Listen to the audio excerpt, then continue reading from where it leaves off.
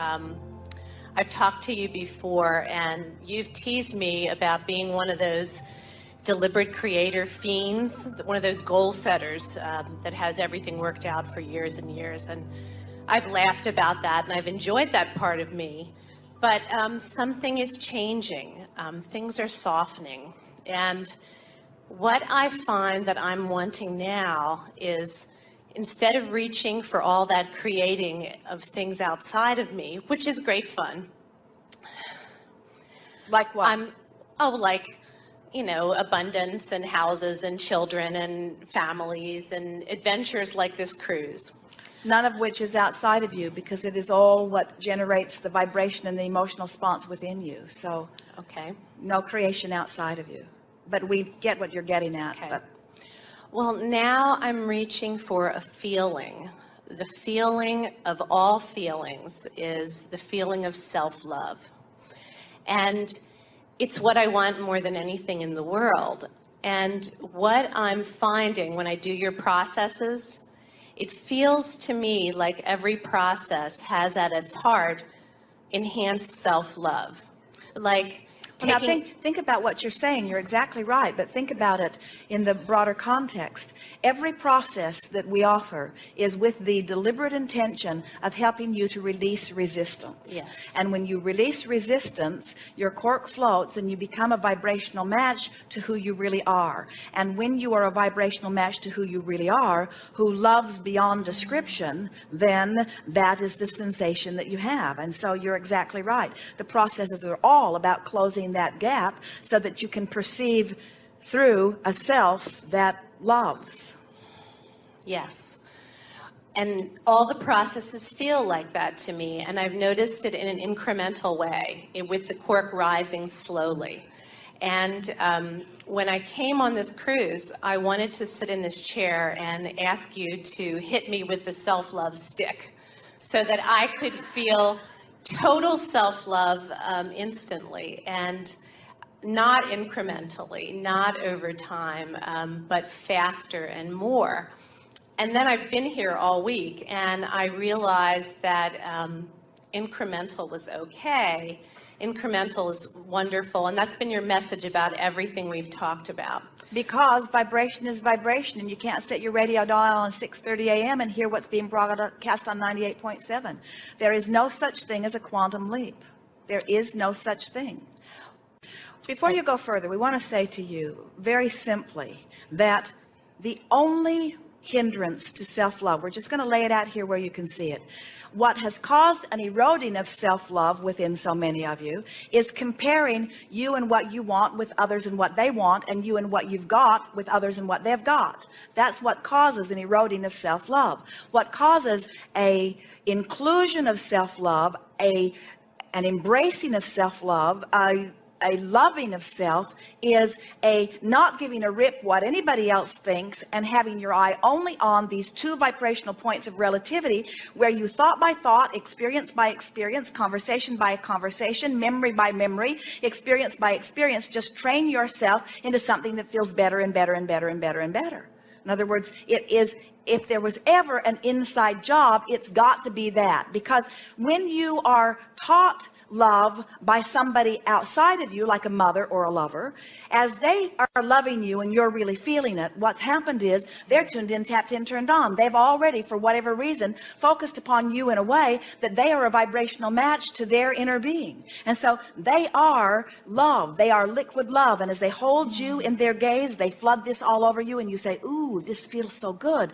I want this always. But then you need their undivided attention. Then you need them to always be tuned in, tapped in, turned on, and you need them to hold you as their object of attention. And they will let you down every time, the selfish buggers, because they have other things they want to think about, and they cannot hold themselves to that standard.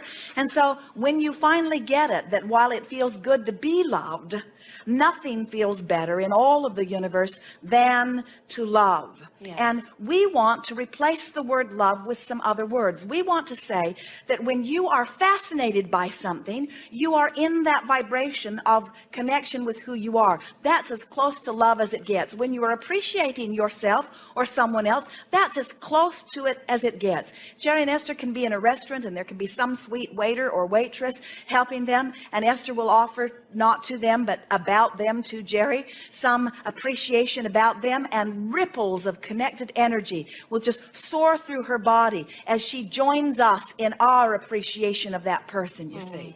So as you realize that here you are in this body, a perceiver, and you've got your telescope out there, so to speak, and you're looking out and you're looking at something, and whatever you are perceiving through your telescope is generating an emotional response in vibrational relationship. In other words, you would have no feelings at all if there were not this vibrational relationship between where you are and who you really are. And so as you look out with the intention of finding love, now you're looking for people that are tuned in, tapped in, turned on, which is not that easy to find sometimes, especially at work, and get them to love you. Or you're looking at for it in a boyfriend or in a lover or someplace, and now you're powerless because you can't control what they're doing with their vibrational relativity. And so you look for it and don't find it, and look for it and don't find it, and look for it and don't find it, and then you tend to call that self-love. I'm looking for love and I'm not finding it, and because I didn't find it, then I trained myself not to love me because I don't love me, because that one doesn't love me and I don't love me, because that one doesn't love me and I don't love me, because that one doesn't love me. And we say they're not loving you because they're not tuned in. They don't have the capacity to love you unless they're in alignment with who they are. And so don't look for the love through their eyes, look for the connection through your eyes. And so let it be love of this rug, and love of these flowers, and love of this environment, and love of this wonderful air, and love of this ship, and love of what I'm having for dinner, and love of this hair clip, and love of this ring, and love of this watch, and love of these flexible fingers, and love of whatever I can feel appreciation of. And as you just begin to tune yourself first to the things that are easy to appreciate, and then to the things that are obvious to appreciate, and then as you begin looking for things to appreciate, you begin to tune yourself into a vibrational alignment with who you really are about things that are easier for you to love. Because, friend, we don't want it to be this way. It shouldn't be this way. But for most of you, the hardest focal point on the planet for you to love is that one you see reflected back in the mirror. Well, that's exactly Go what... home today or back to your cabin today and sit before a mirror and sit there and look into the depths of your eyes and look with the intention of seeing your inner being looking back at you, and say, I know you're in there, and I have an inkling of how you feel about me because Abraham has been talking about it, and I'm just going to look for you until I find you. I'm going to stay here until I find that feeling of awareness of me and appreciation of me that I'm looking for. And from where you are, we can feel that you can get there very quickly. But the most important thing that we're saying to you is this self-love that you think you're looking for is not love of self. It's love that is self. And there's a difference. There's a difference between loving me and being me who loves. And it's being me who loves that is really you. And when you're me who loves, it's easy to love that one and that one and that one and that one and that one and that one and that one and that one and that one. And then it becomes irrelevant what your object of love is if you're loving. What difference does it make? What is the reason, the focal point for the love that you're feeling? What possible difference does it make? That would be like eating a really wonderful meal, and while you're eating it, being unhappy that you can't be eating that one and that one and that one and that one and that one. Doesn't matter which meal you're eating as long as the meal you're eating feels wonderful, and doesn't matter what the focal point of your love is as long as the love that you're feeling is the love that really is you, you see. That was good. That was really, really good.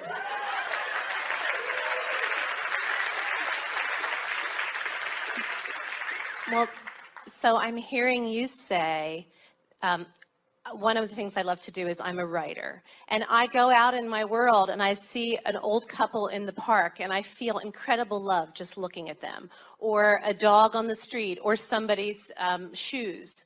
So I can flow love that way. Are you saying that when I'm flowing love like that randomly to anything and everything, that that is who I am? Yes, that is who you are. That is who you are. And the more you do it deliberately and acknowledge that is who I am, then the more you demand it of yourself, and demand is too strong a word, but the more you set your intention to find that, and the more you look for it everywhere you go. And the more you look for it, the more you find it, and the more you find it, the more you look for it, until soon you just become it. And then you become this stable being who is never off your balance, who, if someone looks at you and doesn't find appreciation as they're looking, you understand it hasn't got anything to do with you. It never had anything to do with you. Everything that has everything to do with you, you are in control of, you see. Well, then I want to probe a little bit why I already do that, looking out, which I was defining as external, but you corrected me, and I understand that it's not external, it's all part of me. Why is it so hard for me and others to look at our own human self and not feel that same ripple of appreciation? Because you're looking for love to be focused at you rather than love to be focused through you. But I want to focus it at myself. I know what you mean about third parties. I've been down that rabbit hole, but I'm talking about focusing it on myself. But what we're saying to you, and we want you to love you like we love you, but in the meantime, what difference does it make what the object of your attention is when you're feeling love? And the thing that is apparent, and we appreciate you saying it, and everyone feels it to some extent also, is that you, in your awareness of not loving self, you can't find self-love. And so we're just trying to build a bridge for you that, in other words, anytime somebody hurts your feelings, it is because you're in a different vibration than who you really are. And so this quest for self-love, we think, is down the rabbit hole. We wouldn't be looking for self-love. We'd be looking for the part of self that does love. In other words, rather than saying to someone that we love, I want you to love me, we would begin training ourselves into a desire that says, I love loving you. I love the feeling of loving you, and how you feel about me is irrelevant. I love the feeling of loving you. And then what begins to happen, it's like our friend who got so angry at us, Abraham, I don't think you care if my lover ever comes to me. We said, that's exactly right. We just want you to form a vibration that makes you feel so wonderful that it doesn't matter. But then he cannot not come. In other words, when you find that vibration, the universe has to match you up with somebody that feels exactly that way, you see. But we don't want you to let what's happening in terms of manifestation be the criteria for how you feel. And that really is what we were wanting to bring this gathering round to discuss, because so many people say, okay, Abraham, I'll play your silly games, I'll do your processes, I'll do whatever I can do to bring myself to the place of offering the vibration that will get me to the manifestation that I want. And we say, have you heard nothing from us? It isn't getting you to the manifestation that we are teaching you all of this. It is getting you to the place of feeling so good that the manifestation doesn't matter. And then you worry and say, oh, so I'm not maybe going to get the manifestation. We say, that's not what we're saying at all. We're saying the desire for the manifestation is what gives you the reason to want to connect to the energy that is really you, that is the true living of life. And that self-love is evident then, you see. But, and that's why we just don't hit you over the head with an I love me stick, because that really is not what you're looking for. You're looking for reasons to love. You're looking for reasons to love. And in this environment, there is so much abundance of that. We're appreciating your willingness to discuss this very personal thing, and we think that you have pinpointed something that is stuck in the craw of almost everyone. In other words, most seminars hammer away at the feeling of worthiness, because unworthiness is at the heart of everything that goes wrong for everyone. But these are just buzzwords that have only the potential of stirring you up and making you uncomfortable, and we're wanting you to make peace with where you are.